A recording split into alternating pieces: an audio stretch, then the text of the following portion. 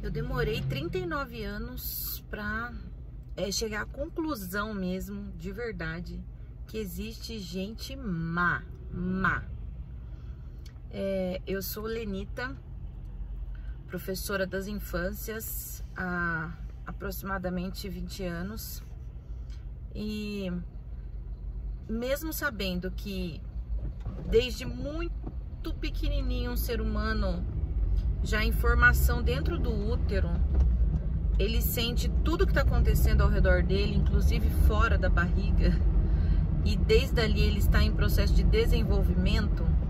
Mesmo sabendo disso, a gente pensa assim, uma pessoa que é bandido, que mata, que faz coisas assim terríveis, ela não teve acesso a amor, a carinho, ela não foi um bebê benquisto.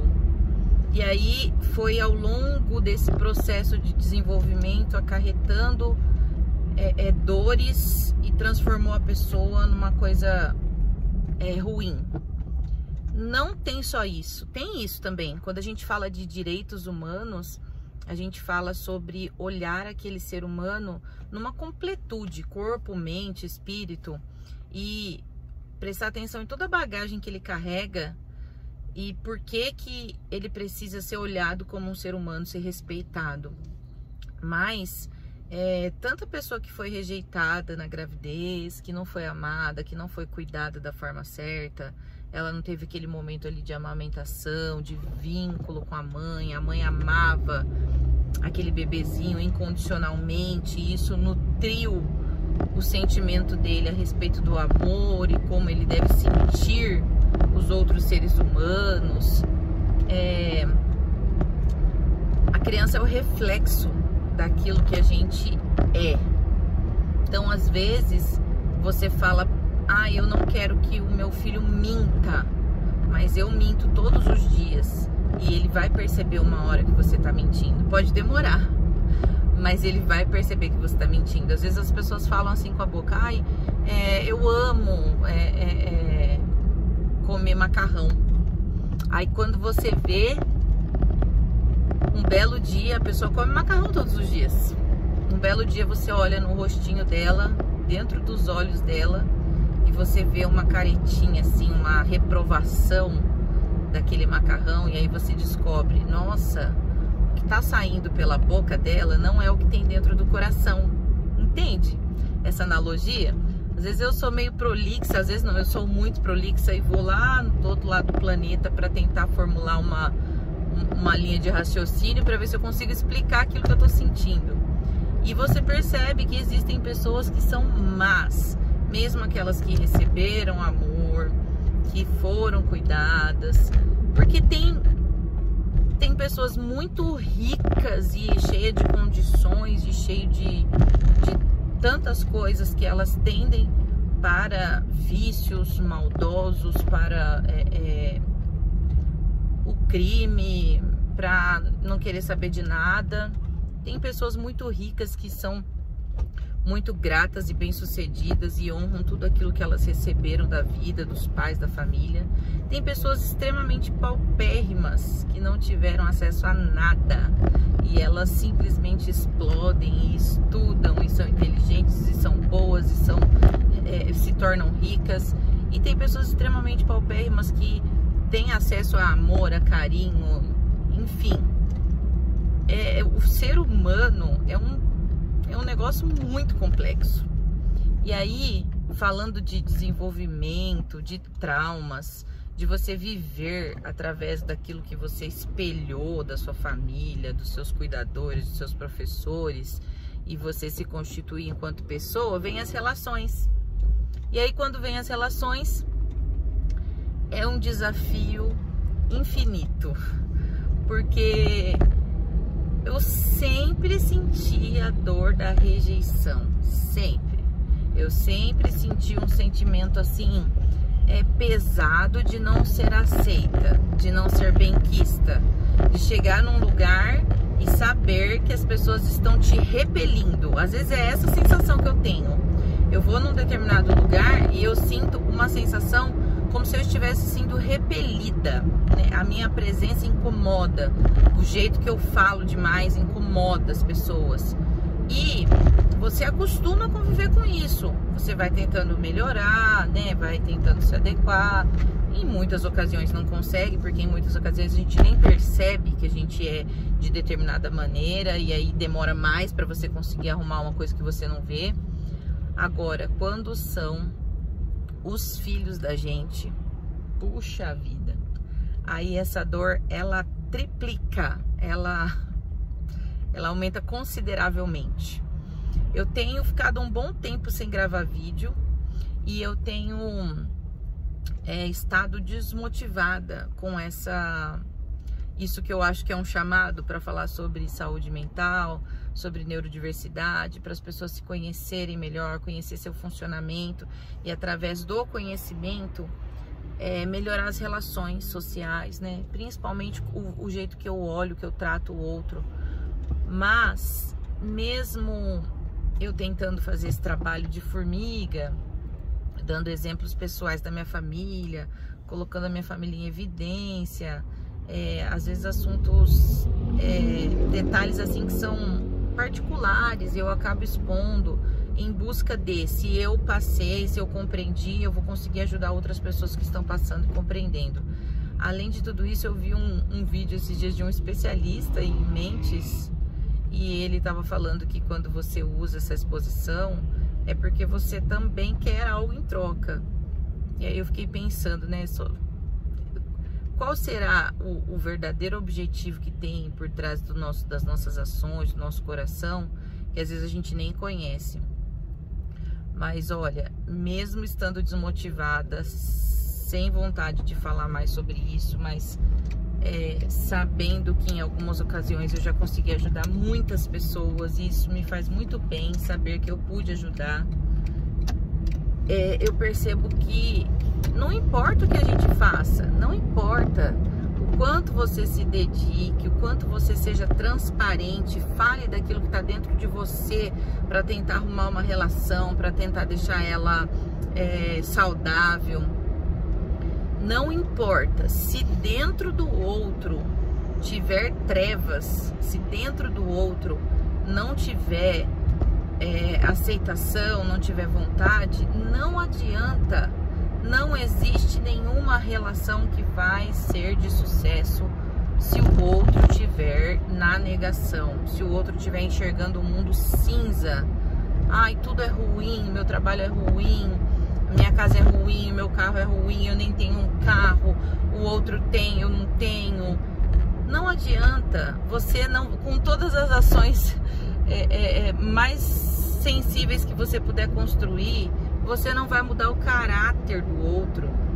Se dentro dele tiver algo ruim, e existe, não tem nada que possa mudar. Tem gente que fala assim, ah, mas fulano é ruim porque foi muito maltratado. Mas tem muita gente que foi muito maltratado e usou essa dor para transformar em amor, em acolhimento para o outro. Porque sabe o quanto ser maltratado dói. E tem outros que foram maltratados e eles ficam extremamente frios e duros e maus. E cada ser humano é um. E a gente precisa entender que a gente não vai conseguir consertar o mundo. A gente pode conseguir identificar as relações e as pessoas que valem a pena a gente lutar e as que a gente precisa se afastar. Não por desprezo, não por maldade, não. Mas para você não se contaminar com aquela treva e não piorar a sua vida. É uma proteção se afastar de algumas pessoas. E ontem eu sempre venho com um exemplo da minha casa, da minha família, dos meus filhos, para eu contextualizar aquilo que eu tô sentindo, que eu tô pensando. Mas ontem meu filhinho foi numa excursão, a escola dele fez uma excursão de transição do 5º ano para o 6º ano. O nome do evento era 6º ano, aí vou eu. Meu filhinho tá desde o 1º ano até o 5º agora, na mesma sala, com as mesmas crianças, né? Aquela turminha foi indo junto, 5 anos. E ele foi numa excursão ontem e eu fico bem preocupada, né? Com quem que ele vai brincar. Todos os dias eu pergunto qual que é o amigo dele e tal. Ele não tem lá grandes vínculos. Ele tem um amigo aqui ou outro ali que atura o jeitinho dele. E ele me contou que ele foi na excursão ontem e que ele sentou sozinho no ônibus, na ida e na volta. Ninguém sentou do lado dele. Aí eu falei, mas por que? O ônibus estava vazio? Como foi? Daí ele pegou e falou assim, não, mãe, eu acho que ninguém quis sentar do meu lado. Eu fui na janela, pelo menos eu coloquei a minha bolsa no banco. Isso foi legal. E do meu lado tinha vários nadas.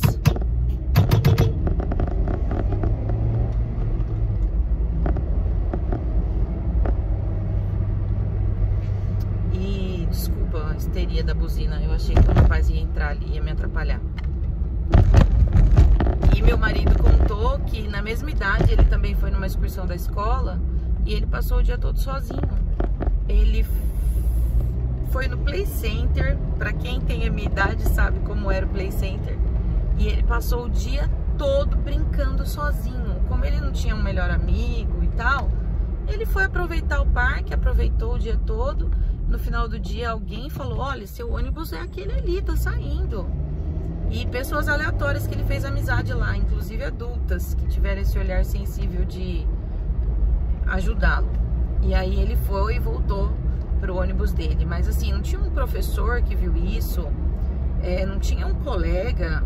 E aí eu já tenho esse medo. E meu filho ontem disse que foi e voltou sozinho. E lá no parque, em algum momento ele brincou com os colegas da sala, ele falou. Mas foi, assim, momentos esporádicos. Na maior parte do dia, ele fez as coisinhas dele lá sozinho, brincou e tal. É muito difícil mensurar o tamanho dessa dor.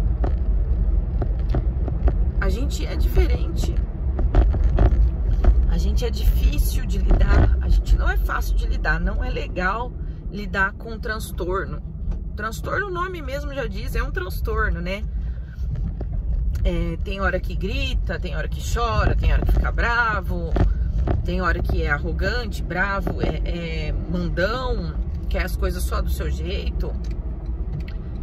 Mas a maior parte das pessoas que eu conheço que estão no espectro autista, ou que tenha outra coisa, TOD, bipolaridade, depressão, ansiedade, a maior parte são pessoas muito sinceras, muito intensas. Tá aí o Felca, né, que é um super influenciador, que fala sobre a infância dele, totalmente isolado, sofria bullying de uma forma assim horrível, né, foi humilhado a vida toda, e agora só por conta da fama e do dinheiro as pessoas tentam se aproximar e ver o valor dele. Mas por que que ninguém achou um valor dele naquela época em que ele ficava sozinho?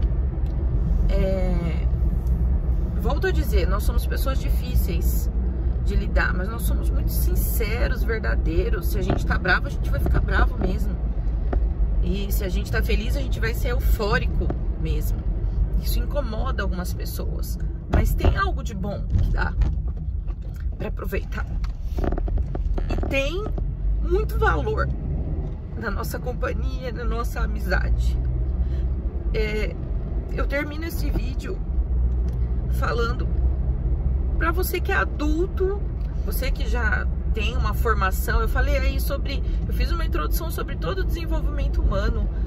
Você que é adulto, tem uma formação já cerebral madura, faz uma retrospectiva sobre o seu desenvolvimento, suas relações na escola, se entende como você era e tal, e aconselha seus filhos, seus sobrinhos, seus alunos. Por que que aquele amigo ali não é aceito? Por que que ele é isolado? Por que que ele não faz parte do grupo? Ele é muito chato? Qual é a brincadeira que a gente pode fazer para tentar aproximar ele? O que ele tem de legal que a gente pode gostar de estar perto dele? Ou que você tenha pelo menos o que eu vou falar agora é bem complicado, mas é real. Que você tenha pelo menos pena de ver uma pessoa isolada, jogada num canto, e você chame para dividir o lanche, você chame para entrar na roda da conversa. Enfim, eu acho que é uma reflexão, um apelo, um desabafo, é tudo junto. Mas vamos separar aquela pessoa que é má e a gente precisa se manter longe dela para se proteger, e vamos ter misericórdia daqueles que são difíceis, estão tentando um lugar para sobreviver. Um beijo da professora Lenita.